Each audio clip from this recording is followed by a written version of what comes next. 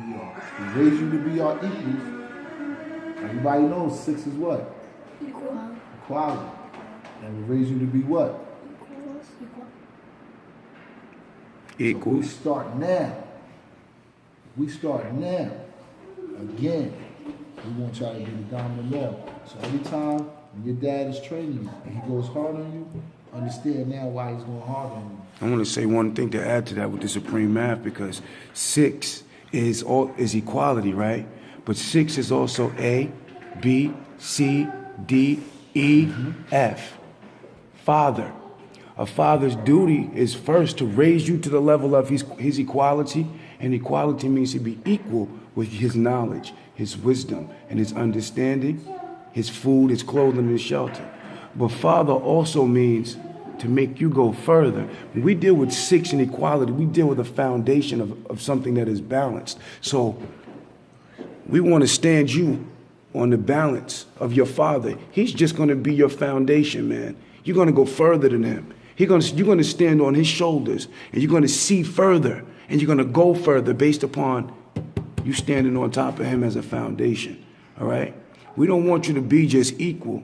We want you to be equal, but eventually we want you to take off and go further than us. You are my pathway to the future. You hear me? You take your father's genes and his genetics into the future. You hear me? We have been here from the beginning of time, and we're going to keep going further. But as we continue to refine our thought process, and now he's able to pour this information in you, because this is no longer a variable. That's no longer a variable or a constant. When we do math, variables mean things that we don't know. Constants mean things that happen consistently.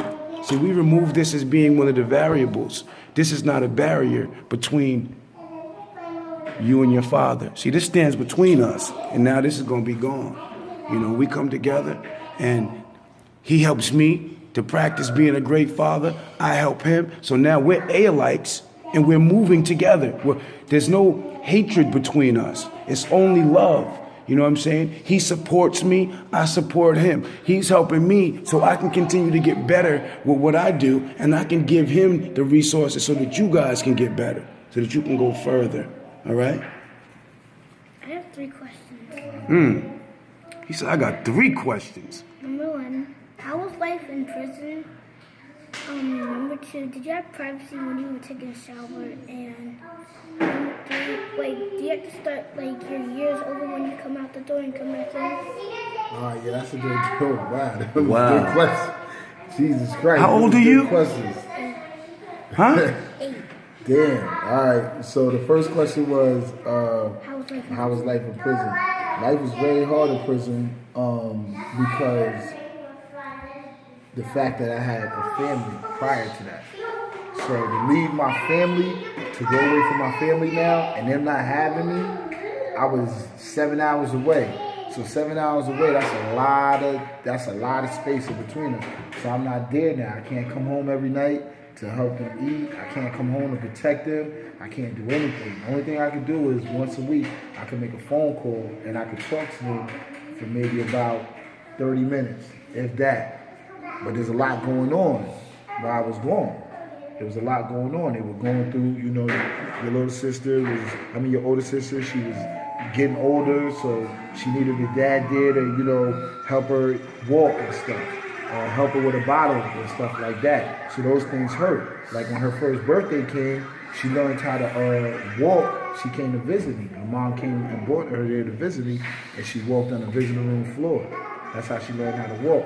It hurt me, it upset me, because I knew that was a normal practice for the prison system to have kids come there and learn how to grow up on the prison floor. And what else hurt me was I had met 2 individuals, and they was actually a father and a son. Both father and son was locked up. They had committed 2 crimes at different times. But the child missed his father so much in life, and not saying just missed him emotionally, but missed the teachings that his father was able to give him, that he continued in his father's footsteps. And one day I was talking to him, I said, yo, is it weird that you in here with your dad? He said, yeah, it's kind of weird, but the good thing about it? I was like, what? He said, we together now. That just kind of hurt me right there. So, life was very hard.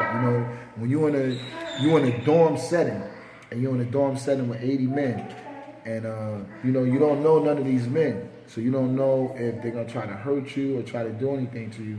So unfortunately, your dad being a big person and not bragging, I had to oppose myself from a lot of those men. I had to let them know that, because I was a young kid and I was amongst grown men, but I had to let them know that I'm not somebody here to play with. I'm just here to do my time. So that piggybacks on the, if you have privacy taking a shower. A lot of times you don't have privacy taking a shower. And, unfortunately, there's homosexual acts that go on because these men have been locked away for a long time. So they become attracted to each other. Dad wasn't attracted to that. And I didn't like that. So it was always known when I went to go take my shower, do not go in the shower with me. Again, do not go in the shower with me. Because if you go in the shower with me, you're not going to come out of there.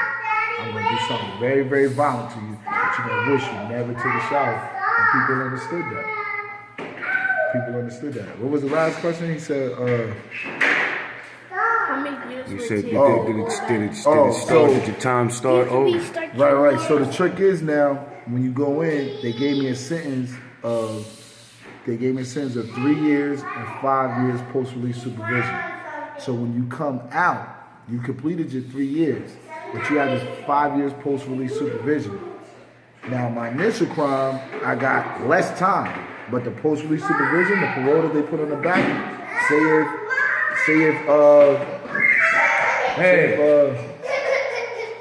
is that right? You all right, Armin? Yes. Say if, like those individuals that try to go in the room with your mother.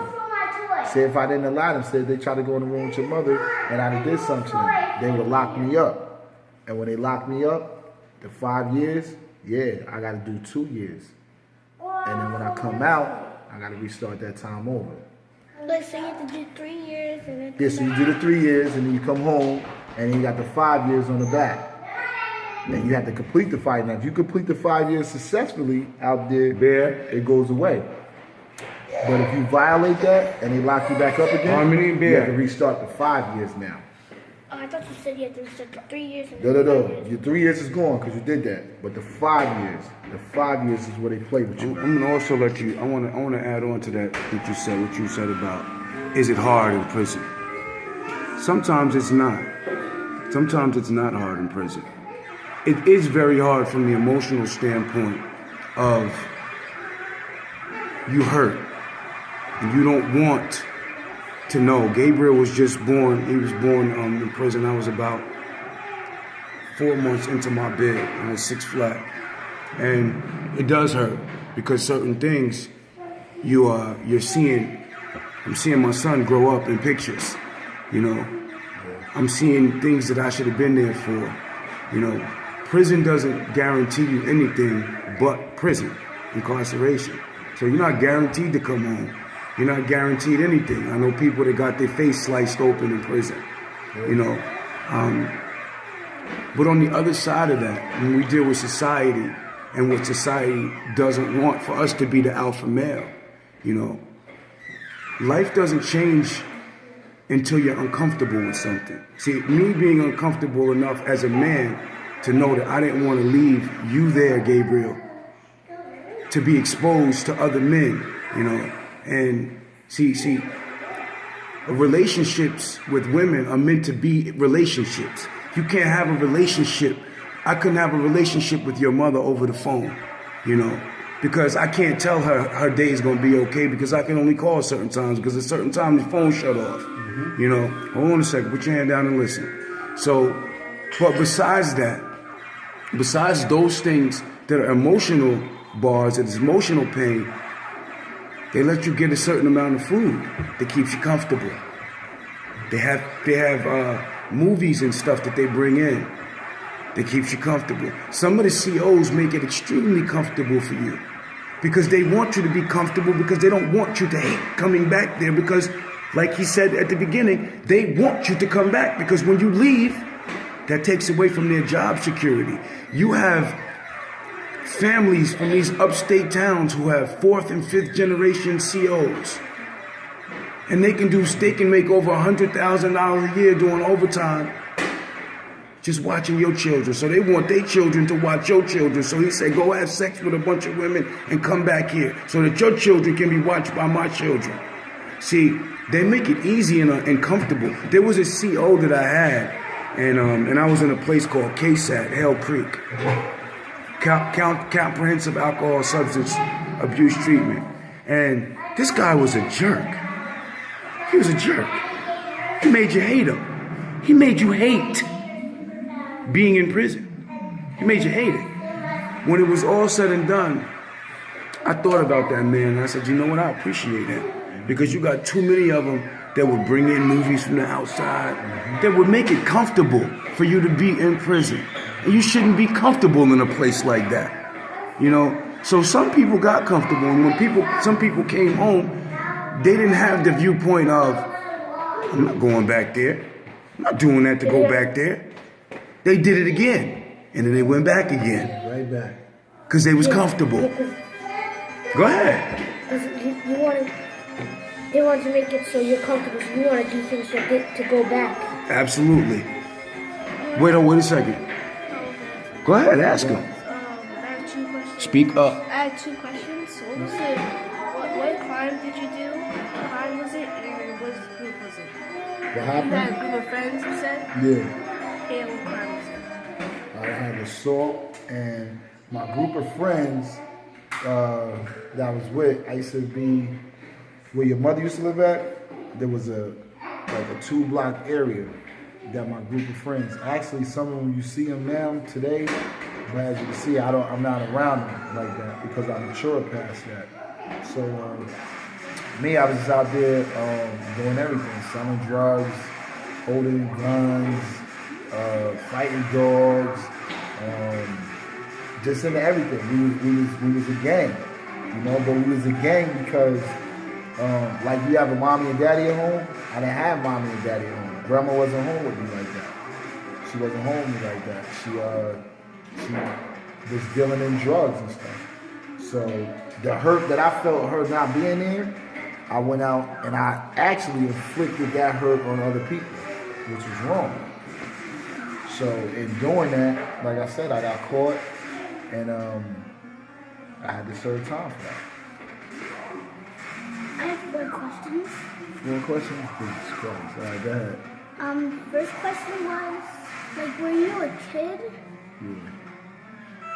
The second question was, like, is there, like, if you do one crime, like, 3 or, like, 4, like, then you have 4 years in crime in jail, and if you do another crime, like, is there, like, different stages of what crime you do and how many years you stay in?